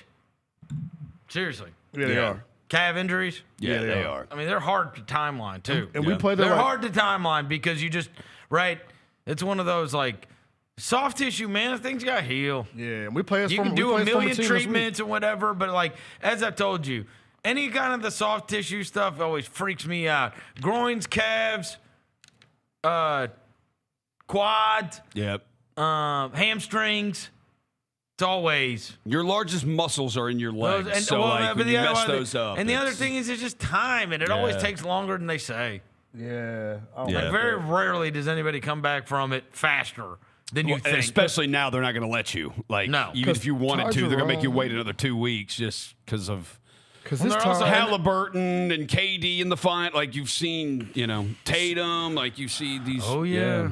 So October 20th, they say he'll be reevaluated in 4 weeks. That was October. That was almost before Halloween. October 20th? Yeah. All right, so that'll be next week. We'll Next get week an we'll update. get an update. Right? I need that Todd Jerome, but I need a secondary ball handler on my team. Yeah, next Monday. Next Monday is exactly 4 weeks. I mean, if we could look up in a week and let's just say a week and a half and have Edie and Jerome, I mean, that would just be immense. At least it's 2 good players Amazing. adding to the mix. Yes. We need more good players. I think Ty would just take a lot of pressure off Ja, too. Yes, because he can dribble the basketball. Yes. He will take a lot, and he hopefully can shoot better than 35%. I think I'm with you, Roser. I think he could shoot better. He also collapses defense. Yeah, Yes. bro. He got his float game is nice. Like people gonna be like, oh, you're looking forward to Ty Jerome now, huh? Yeah. Man.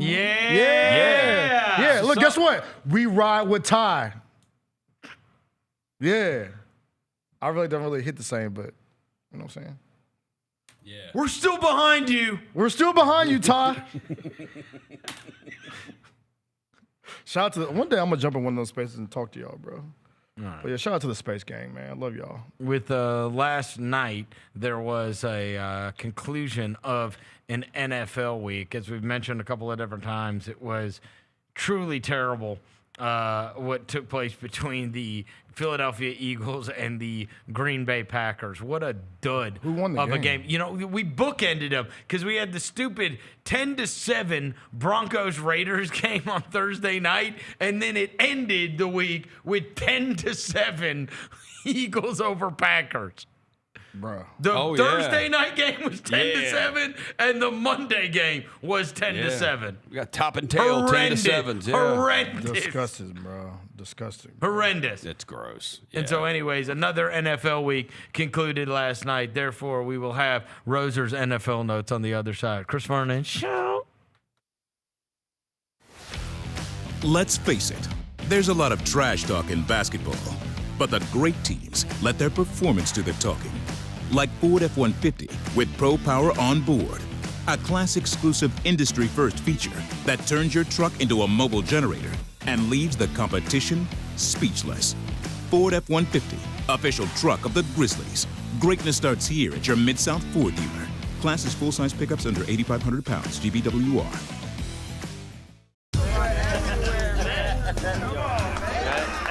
Now that's the new edition way. I feel like there's another level we can take it to. What you think, Mike? 2 steps ahead of you, Slick. What's good, bro? What you doing, man? I'm in. Woman, you don't even know what I'm getting ready to ask you. Here's the vision. All 3 of us on the same stage every night. Gonna go crazy. No barriers, no separation. It'll be like 9 kings and a queen. The next level starts now. Calling all collectors. Topps NBA basketball trading cards are back. It's available in the Grizzlies Den by Fanatics and online at Topps.com. Rip into bold color parallels, electric inserts, relics, and autographed cards from today's biggest stars and the next gen talent. Look out for rookie cards of Cooper Flagg and Dylan Harper, plus Grizzlies favorites John Morant, Jalen Wells, and so many more. You don't want to miss this drop. Grab your set before it's gone. Nate Bargetti. Look, I say a lot of dumb stuff. I try to keep it in front of large groups. Seems to go better that way. Big Dumb Eyes World Tour. When you say something dumb one-on-one, it's a lot for that person. I'll say it, then I can just feel that they feel the weight of my life on their shoulders. Tickets and info at NateBargetti.com. Don't miss the Big Dumb Eyes World Tour. Nate Bargetti. Grizzlies fans, dunks, dimes, and no-looks are great on TV, but nothing compares to catching them IRL. And that starts with buying tickets at Ticketmaster, the official ticket marketplace of the Memphis Grizzlies and the NBA. Ticketmaster gets you to the game so you can catch every highlight in person. From seeing your favorite Grizzlies stars up close to hearing the squeak of the sneakers on the hardwood. Put that jersey collection to use and get tickets at Ticketmaster. There's no better brag than saying you saw it live. See you courtside, Memphis. Jeff Dunham, Artificial Intelligence, his all-new tour. You're the other white meat. Obviously, how can you be so smart on one hand and so stupid on the other? Well, you're half of it. I realize I could have avoided all this years ago with one simple word. I do not. Silence! Don't miss a Memphis. Friday, April 10th, FedEx Forum. Tickets on sale Monday, September 29th at jeffdunham.com. Southland Casino Hotel is helping you navigate to Santa. Win your share of over $550,000 in free play and a brand new Lincoln. Here Comes Santa takes flight on Saturday, November 1st, when you can begin earning entries. And don't forget the grand finale drawings on Saturday, November 29th and Saturday, December 27th to win a share of over $40,000 in free play or a brand new Lincoln. Win big during Here Comes Santa, only at Southland Casino Hotel.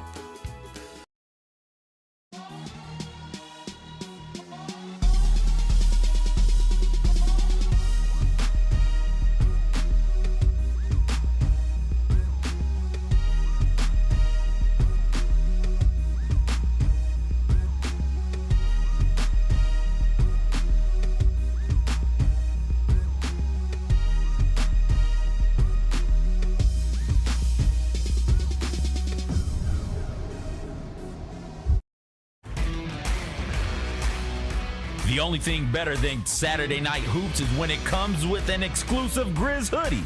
Every Saturday this season, $60 gets you a Grizzlies ticket and a limited edition Grizzlies hoodie. 4 different hoodie designs dropping across 4 Saturday games. Not sold anywhere else. Don't miss your shot to collect all 4 designs. Grab your tickets and gear up now at grizzlies.com/Saturday. We are so excited to be joined in studio now by Memphis Hustle head coach Rob Santacola. How excited are you for this to all get started? Super excited. It's something that I think I've done for 20 plus years. So excited about that and just helping our group kind of progress. And it's been fun to watch. Tune in to the Jessica Benson Show with CJ Hurt live every weekday at 8 a.m. on YouTube at Grind City Media and the official Grind City Media app. Welcome back to the Chris Vernon Show on YouTube at Grind City Media and the official Grind City Media app. Now, back to your host, Chris Vernon. Throwing dead presidents. Look alive. Party is the evidence. It's a vibe. Celebrating excellence. We survive. 2-seater snapping, girl. I'm happy it's just you and I. Throwing dead presidents. Look alive. Party is the evidence. It's a vibe. Celebrating. All right, we're back. Chris Vernon Show. Real quickly, I do want to give a special thank you to and deep appreciation from everybody here at the Chris Vernon Show to all of our veterans that listen, for those that have served in the past or are serving now. I know there's a bunch of vets, both current and former, that have listened to the show over the years, and we are deeply appreciative for your service to this country on this Veterans Day. Please know that we certainly do appreciate all of you that serve our fine country. I have always had a deep appreciation for both of my grandpas were World War II vets, and so it's just something that becomes ingrained with you, right? When you're like that, you take pride in when you're a kid. And obviously, I never knew my dad's dad, but I would hear the stories all of the time about him. And then both of my grandfathers, one of them passed away before I was ever born, and the other one passed away when I was 4. And so it's one of those things where it's like you hear the stories of them, and that is always one of the portions of the story was their service in World War II. And I remember in my dad's house where his mom was still alive when I was a kid. There was a letter from the president that had been written to my grandfather on that side. And on the other side, there was always he had a canteen where he inscribed every place, every country that he had gone to while he was in World War II. And I used to go and look at that can. I don't know whatever happened to it. I bet my uncle has it or something. It was absolutely awesome. He had engraved it with a knife, and it was just it was like this old metal canteen, but all around it you could read like every place he had been while he had served overseas. It was obviously a different time. Both of them had gotten drafted, but as did my uncle for Vietnam. But they a lot of veterans that were in my family, and I have a deep appreciation for all of those that have served this country. And so for those of you that either have served or continue to serve, thank you, and just know how much we appreciate you here at the show on this Veterans Day. Shout out to the veterans. Last night, as we mentioned, was a pile of crap. Thursday night's football game was 10-7 with the Broncos beating the Raiders. And then we capped it off last night with a Monday Night Football game that was 10-7. Thank God the NBA slate was absolutely unbelievable because that football game stunk. But it did mark a conclusion of another NFL week. And with that, we have Roser's NFL notes. What up? What up? What up? What up? What up? What up? What up? What up?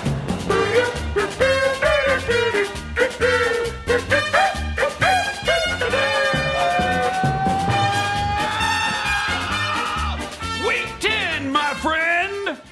Hoodie-hoo! Buckle up, gon' do. Hashtag rewrite history. Yeah. Hashtag on God.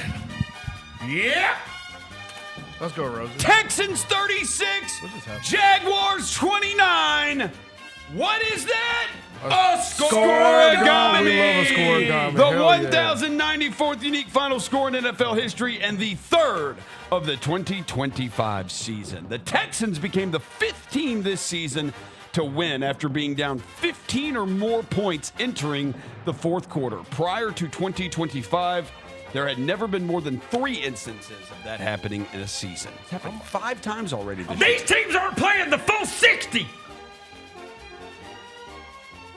It's fair. You got to play the full 60. They think the game's 45. They think the game's 45, and you got to play the full 60. I got to play the full 60 for sure. That's what I said the other night when the Grizzlies lost to the Thunder. It ain't a 24-minute basketball game, fellas. 48. It's 48. It's 48. You got to play them all. You all. have got to play them all. DeMarcus Lawrence is the 4th player in NFL history. Really? We're doing this? With multiple We're doing this? fumble return touchdowns in a game. Who are the other 3? James Harrison. No. This is the most random-ass question in the history of the world. You got to give us teams.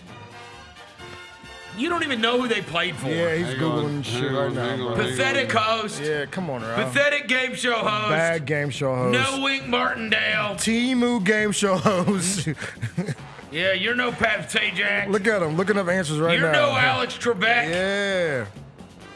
Alex Trebek, Roser. You're a joke. Fraud. The Chicago Bears. Oh, but it's Mike Singletary, obviously. It is Peanut Tillman. It's Richard Dent.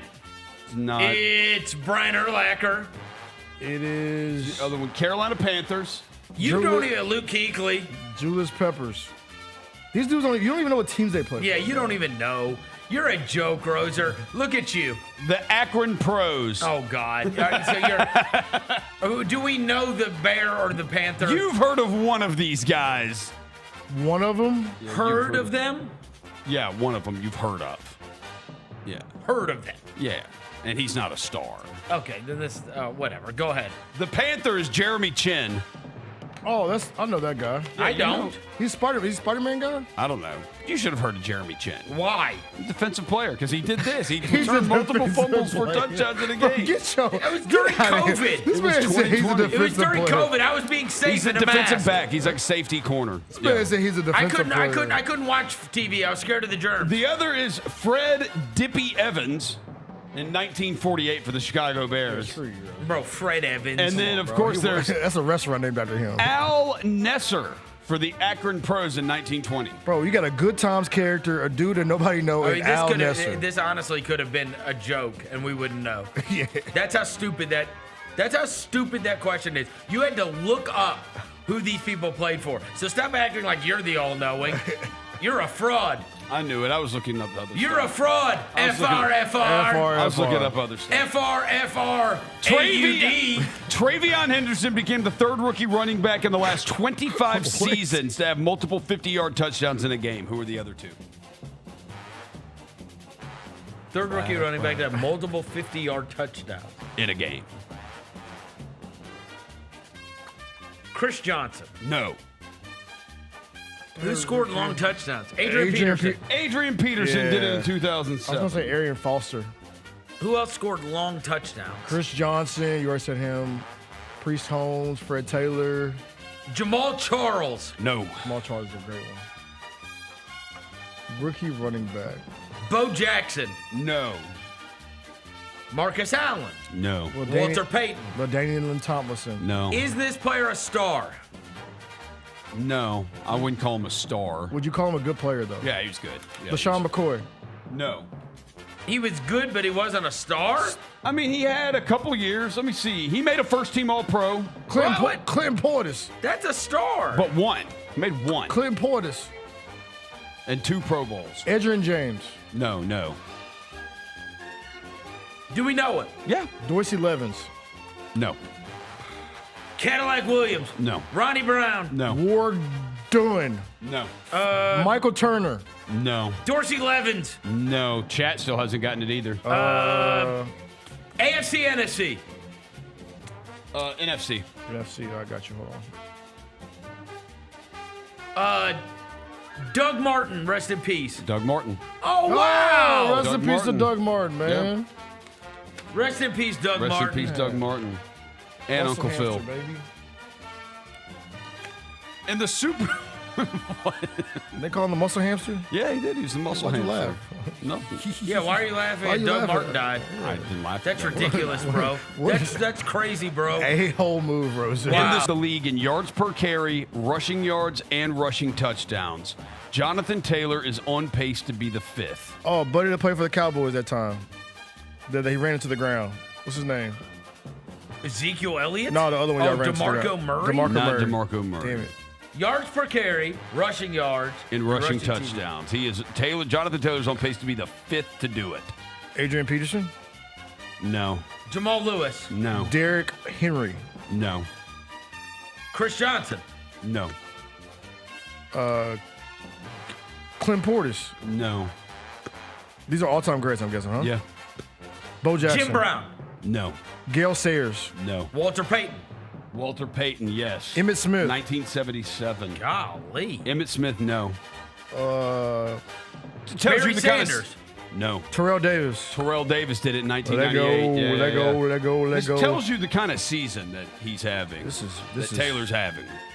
Let's see. Let's go back to the old days. And they used to tote that Tager a lot. Yeah. Eric Dickerson. No. They used to tote that Tager back in my day. Marshall Faulk. No. Hey, Chet got one of them. Edgerrin James. No. Chris Johnson. No. Did I already say that? Yeah, so LaDainian Tomlinson. No. Larry Johnson.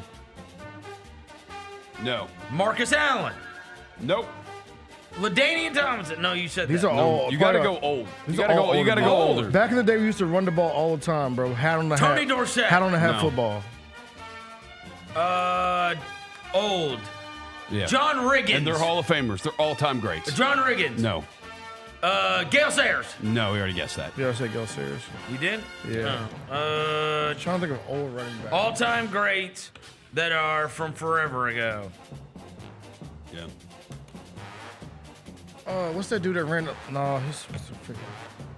O.J. Simpson. Yep. There we O.J. go. Simpson, 1975. Yeah, he was a killer that year. Don't do that.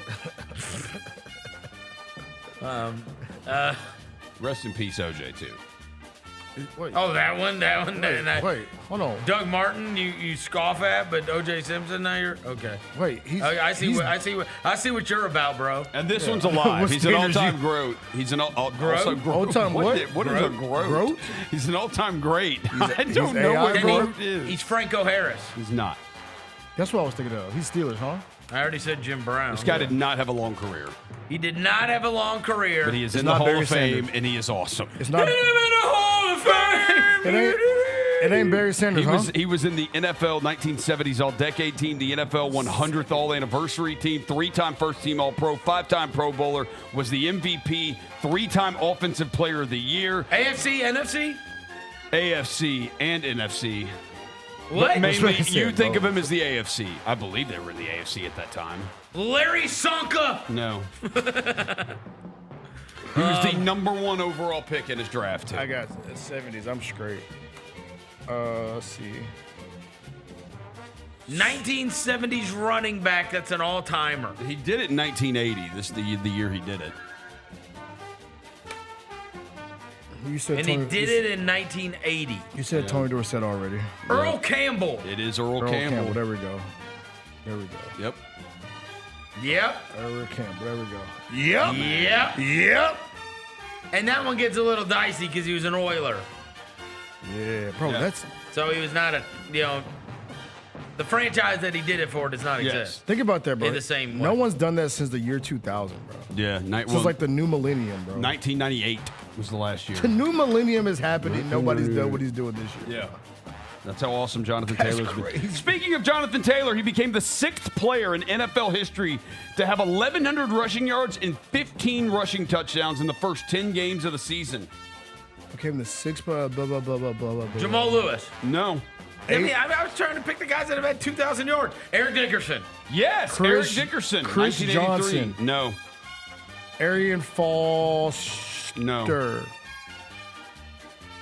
There's one old, passed away. Oh, the others, Jim Brown. Yeah, Jim Brown, 1958. Christian McCaffrey. The other ones are all 90s, 2000s. Adrian Peterson. Ward Dunn. LaDainian Tomlinson. No. Terrell Davis. Terrell Davis, 1998, same season he did it. Clinton that was his MVP Clinton year. Portis. No. Jamal Anderson. No. Adrian James. Sean Alexander. Sean Alexander did it in 2005. Yeah. That was you. He had that great year. One more, and what decade are we in? You said 2000s, eh? Yes. No, this is 90s. 90s? Yeah. Emmett Smith. Emmett Smith, 1995. Get off me, bro. By the way, that first Get one. off me, bro. You like Josh Giddey trying to guard me, bro? By the way, that first You like one. Josh Giddey trying to guard me, bro? What, tap dancing, playing Twister. Yeah, you like Josh Giddey. Better get an ankle brace, bro. Playing Twister, Roser. Better get an ankle brace, bro. Playing Twister. Since 1970. Since 1970, 77 players have thrown for 20,000 passing yards in a 100-game span. And since 1970, 86 players have rushed for 6,000 yards in a 100-game span. Only one player has done both. Roser, do you know how many numbers that is, bro? Ain't that many. I talked to people at MIT today, and they said it wasn't enough numbers. You talked to Sonya Lamar Ramon? Jackson. It is Lamar Jackson. Thank you, bro. I was going to say him anyway.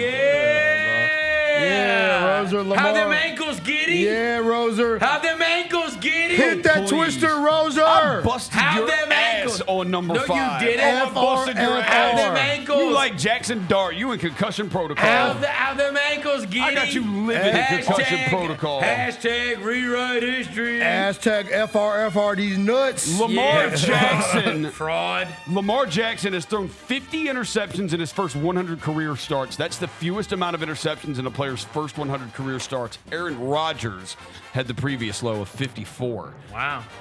Fun fact, the Arizona Cardinals have spent more time leading this season than the Chiefs or the Bills. Wait. That's incredible. Yeah.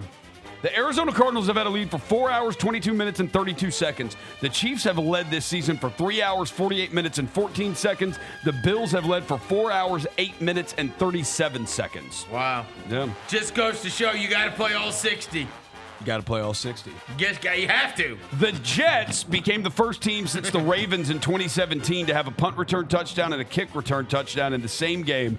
It was the first time in franchise history the Jets have done it. Matthew Stafford became the second quarterback in NFL history to throw 4 more touchdowns and 0 interceptions in 3 straight games. Who was the other? Peyton Manning. No.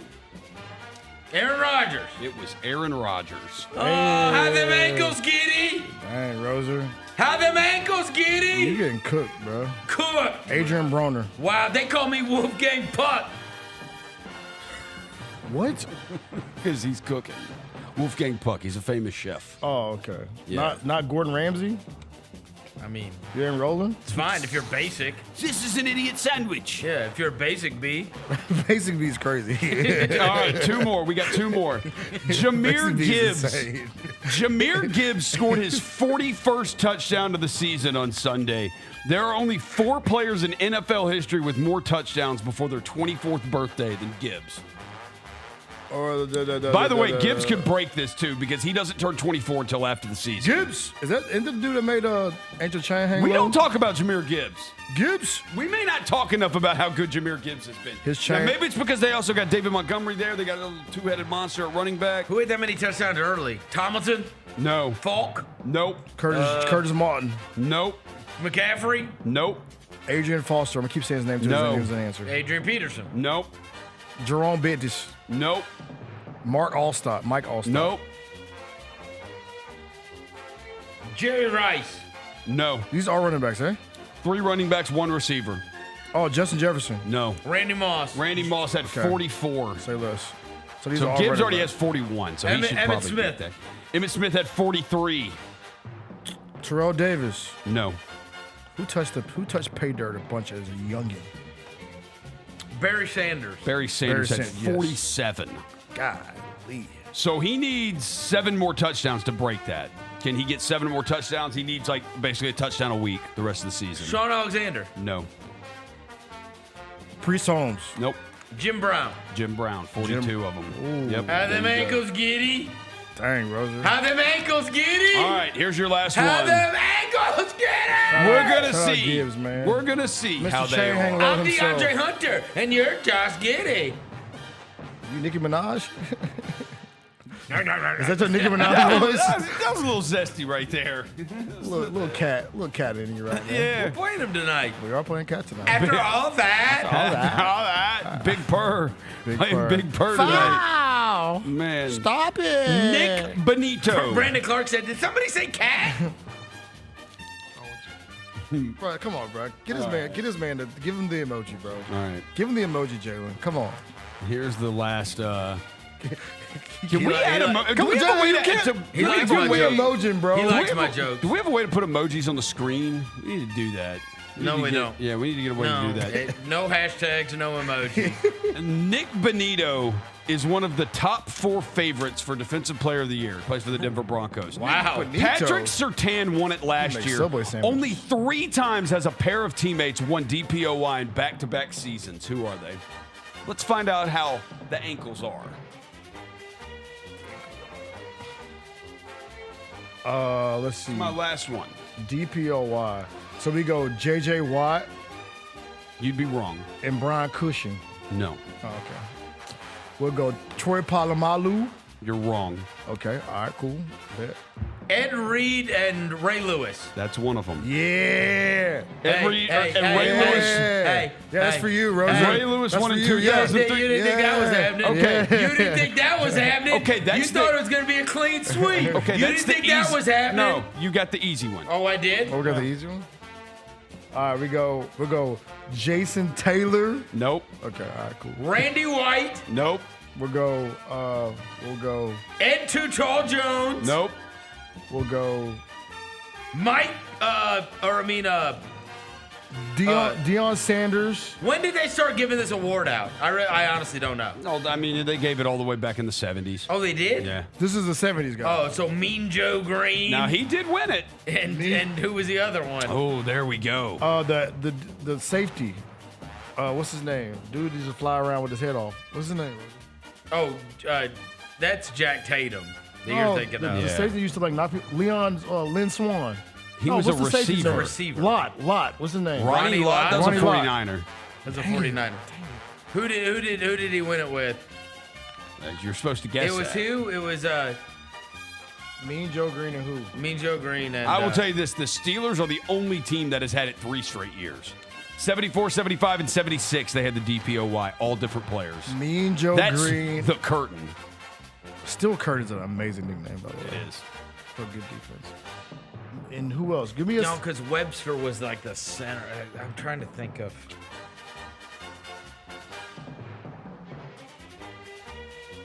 Hey, you got it, bro. Mean Joe Green was the one that got all the love because he was in the Coke commercial. Yeah, that's with what the I little know. kid, right? Yeah, that's why I know Mean Joe Green. Who is it? I'm not. Mel Blunt won it in 75. He was a corner. And Jack Lambert won it in 1976. Jack Lambert. I said Jack Tatum. Jack Lambert. Tatum was the Raider. Lambert, no roll. Yeah, Jack Lambert. Jack Lambert had like no teeth.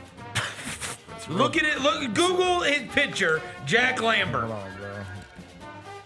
He has like no teeth in the famous picture. Real. Oh, whoa, yeah. This is a football guy. That's a football guy. That's a football guy. Yeah. Neck pad. Yeah. No teeth in That's the front. Jack Lambert. Oh yeah.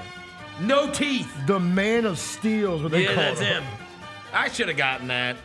I wouldn't have gotten Mel Blunt, but I should have gotten Jack Lambert. Yeah. I hate myself for that. This is a. I'll never forgive myself. Really? And what's the last one? Oh, Let's see, hold on. Singletary and Dent. No. It's not a Bears. How long ago was this? 90s. Oh, 90s. Okay, I can do this. 90s. It was it Bob Sanders. That Bob Sanders did not play in the 90s. Played in Bruce 2000. Smith? I bet. Bruce Smith. And It wasn't. Nah. Daryl. Nope. Oh, Hey, it's a Bill. I'm with you. It's not Daryl. What's The his chat, name? the chat got it a while ago. It's not Daryl. What's his name? It's not Cornelius Bennett either. Yeah, I ain't got no bills for This you. guy wore a neck roll as well. Am I correct? Let's see if he did. Uh-oh. Because I ain't got it. I can see him. Does his name start with a D? Nope. Who am I thinking of? Bro. My recollection of the bill starts in the 2000s. Andre? No. What's his It's Andre Reed is the receiver. That's why it came in my mind. Oh, I can see the guy. Is he light skinned? He's white. What? I believe he's white.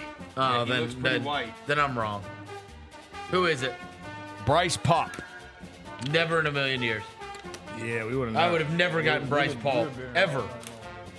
Never. How the ankles? How the ankles? I mean, Bro, you talking like Jock Landale hit like a wide open three, bro. yeah. Rewrite history. After you got cooked all day long. Yeah, you got smoked today. Yeah, good Adrian Broner. Smoking death roll like I smoke a Philly blunt. Big White got the last word. Big I White. went Bryce Paul. All right, bro. Yeah. Bryce. Who was I thinking of? I have no idea. By the way, Jalen, I'm gonna see you a photo of Jack Lambert, bro. Bro, look at this mug, bro. This dude is he's a weird looking cat. Daryl Talley. Ah. That's who I was thinking of when I said Daryl. Daryl Talley. Yeah, I mean, he was a two-time first-team All-Pro. But That's him. he was gone by the time when they won the. His last year was 94. Pop won his in 95. Bruce Smith won in 96. Gotcha. Jalen, can you put a photo That's up who I was thinking of, though. this Jack Lambert character, bro? He is the most linebacker 1980s looking dude I've ever seen in my life. 70s. 70. Like he looks. Yeah. Yeah, bro. He looks like That's a real. That's when men were men. CTE. He does not That's care. when men were men. Like if you told him he could play football without a helmet, he'll do it. That's when men were men. Neck pad, no teeth, real dog, bro. That's when men were men. Well, they never got shoulder injuries because look how big those Look at damn them big shoulder shoulder pads pads. are. Bro, this man, So bro. bring back big shoulder pads. Reckless human being right No, there. for real. Dobbs Yeah, head we don't first. get big shoulder pads. We just get those gigantic Romeo Dobbs helmets. Which I'm a fan looks of like too. a cartoon. I like those too. Looks like a cartoon. I like those. Looks like an astronaut out on the field. I like those. For real. Yeah, this is my first time seeing a picture of him. Chat, stop making jokes. By the way, Rosa, they said you getting that right is comparison to you cutting the lead to 30 after hitting a three. Yeah. You hit a three. Chris Paul cuts the lead to 30. That's you. Well, y'all got too mad when I give you something that's too difficult. Y'all get too upset. Mr. Hashtag Mr. Excuse. Yeah, y'all whine. Y'all get upset. Hashtag rewrite that. Y'all get upset when Big White brings heat. Big White. Why do you keep Why are doing you this? calling himself Big White? It's a thing. It's a thing. It's a Well, thing. according to who? just what people are calling. No one calling you that. called you Big White. Is that what Jennifer calls you? I know you went to Porch and Parlor last night. For sure not. I did go to Porch and Parlor. Shout out to Porch and Parlor. She goes in Lil White. Lil White. Yeah. no. White music. Right. By the way, I have some news for y'all. If y'all, Oh, please. Oh, we love news. I know we talked about the new jerseys dropped yesterday. We showed them off on the show. Oh, the Platinum Johnts. Yes, the Platinum Johnts. No Platinum Plus. They are officially now in the team store if you want to cop. They are? So, yeah, I'm going to walk over to the team store after the show and see what Boy, we I get. bet they're flying off the shelves. People have been so happy. Do they have recently. coward ones? Stop. Do they have said? Roser, that's all. I'm just relaying a message. We'll find out when I walk over there if they have said coward jerseys. All right. Platinum Jones. What do they call them? The Platinum Jones? The Platinum Jones. That's a missed opportunity. They should have made that the caption. Platinum Jones. Yep. Not we're going platinum 10 times this season. They have Cam Spencer jerseys over there. They really do. They do. Yeah, they do. Yes. They do. I was doing the pregame show, and there was a girl carrying a Cam Spencer jersey They to need to Cam buy. And I Spencer was like, in I'll the be Platinum damned. I saw a dude courtside last game wearing a Cam Spencer jersey. She's buying a Spencer 24 jersey. I said, oh. I mean, Cam's been good. Yeah. The minutes he's gotten, Cam's been he's good. that guy. And he wears number 24. 24 is a good number. It's a good number. I mean, is it? That's Kobe time. Okay. If you don't get your... Yeah. It's a good number. Grizzlies, Knicks in the Garden tonight. I'm lit, bro. 6:30. The Cam Spencer coming out party. 6:30, bro. Grizz Radio. 6:30. Yeah, Grizz Radio if we you're are in your locked car. in. Are you doing a pregame show, Yeah, Roser? yeah, Grizz Radio. Big White on the radio? Big White on the radio. Big Ask about me. I dare you. Please call yourself Big White on the I radio. dare you Someone to come can- back from a break and call yourself Big White. Sometime we'd be like, whoa, that's my nickname. Say, hey, Big White, Grizzlies Radio Network. It's Big White signing out tonight. On the Grizzlies Radio Network. Please say Big White. You call in as Big Black. No, I can't do that. I can't do that. No, man, I got a name for that. No, man. There's a website for one of them, but you doing that. No, you got it. Not calling in. Not calling in as Big Black, man. Oh, my That's God. not, no. Hit the music. Sneak Fest up next. Yeah, Sneak Fest is up next. We'll be back tomorrow. Thanks to Jalen back at the studio. No thanks to either of these two. Until then, we gone.